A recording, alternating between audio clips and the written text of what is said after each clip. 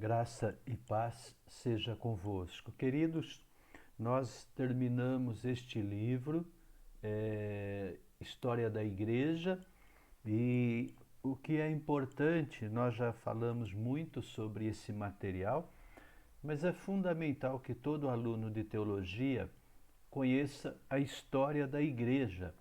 Quem conhece a história da Igreja não comete os mesmos erros.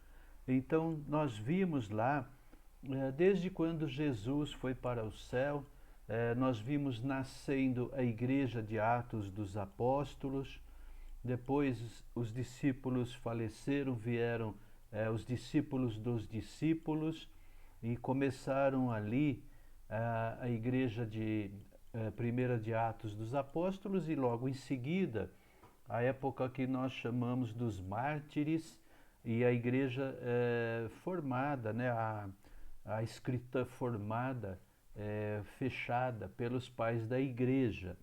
E a igreja foi até o ano 300 e pouco perseguida, uma igreja crescendo no mundo e uma igreja de santidade e perseguida.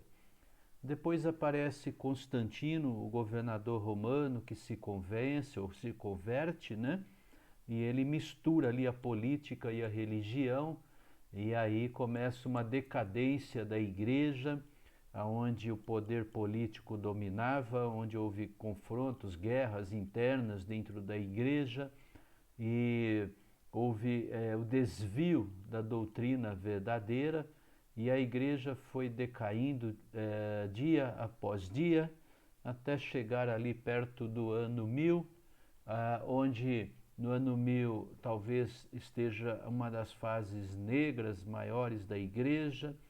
Ali você tem a história das cruzadas, você vê a igreja matando pessoas, guerreando, e nesse período, devido ao desvio tão grande da igreja, Deus começa a levantar alguns homens chamados de pré-reformadores.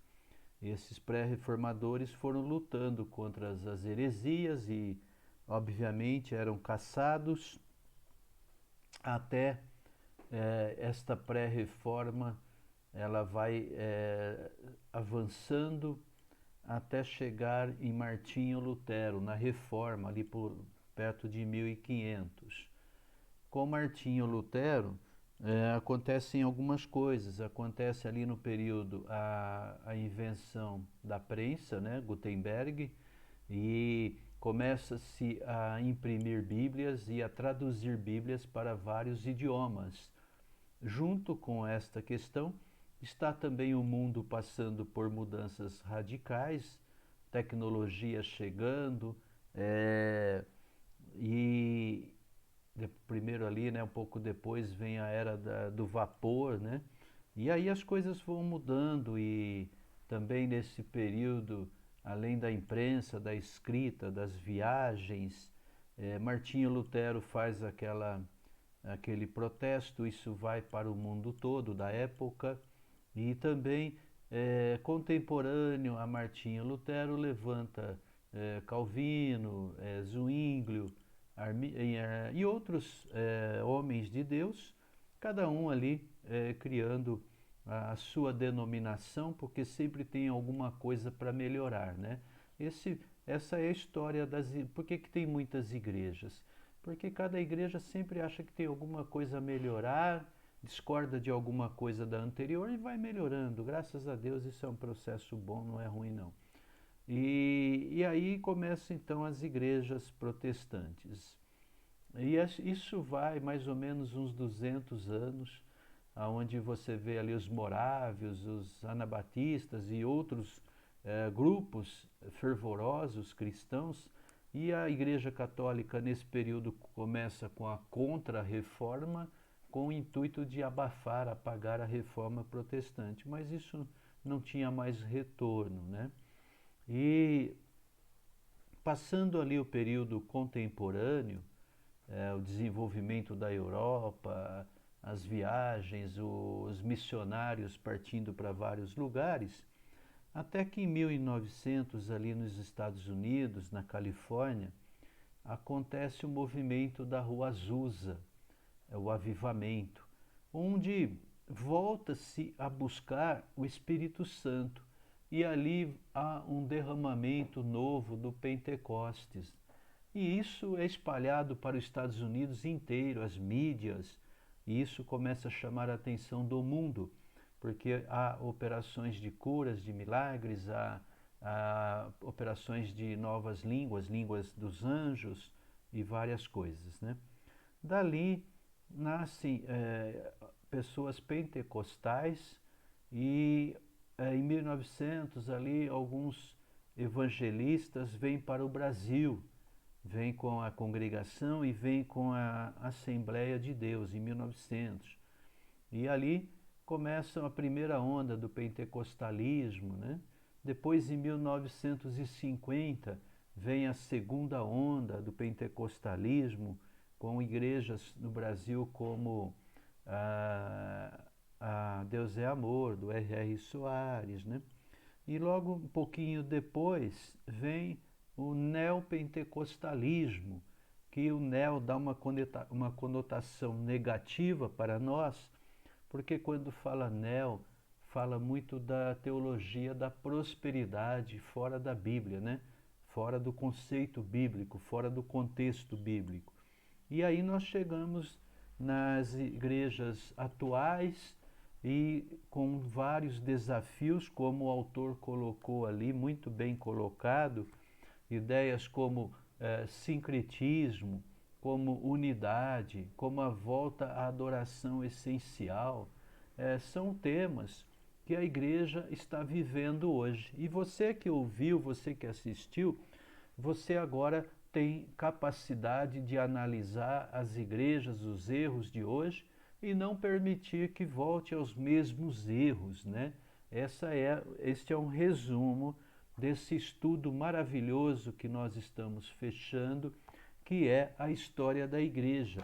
Tivemos muitas conversas, muito debate, foi realmente aula riquíssima para quem assistiu e tem alguns vídeos gravados, você pode ver.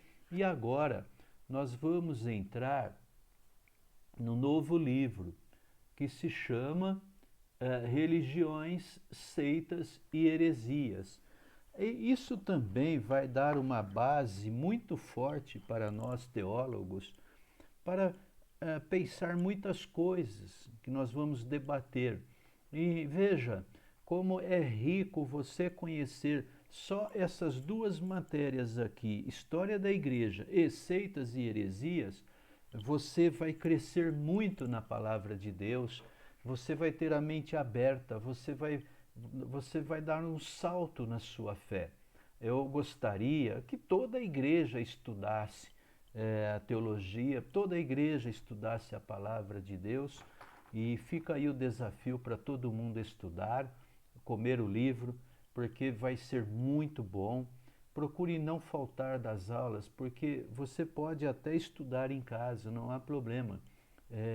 Mas eu vou falar uma coisa para você que não participa das aulas. Você deve estar aproveitando uns 30% do curso, porque mais de 70% da teologia ela não vem da leitura, ela vem dos debates nas salas de aulas, ela vem da presença de pessoas diferentes, cabeças diferentes, níveis diferentes, mas que o Espírito Santo, no fim, une e traz todo mundo para a mesma base. Então, eu sei que muitos não podem participar da aula, eu não estou aqui criticando, eu sei que você pode estudar em casa, mas com certeza você está perdendo 70% do que é debatido na sala de aula e você não tem ideia como isso é rico. Você não pode, você não imagina. É só você conversar com quem participa das aulas. Obviamente, quem participa dos debates e da aula está muito mais preparado teologicamente com aqueles que não participam da aula. Inclusive, a gente vê muitas vezes pessoas da igreja cometendo erros heréticos que foram debatidos em sala de aula.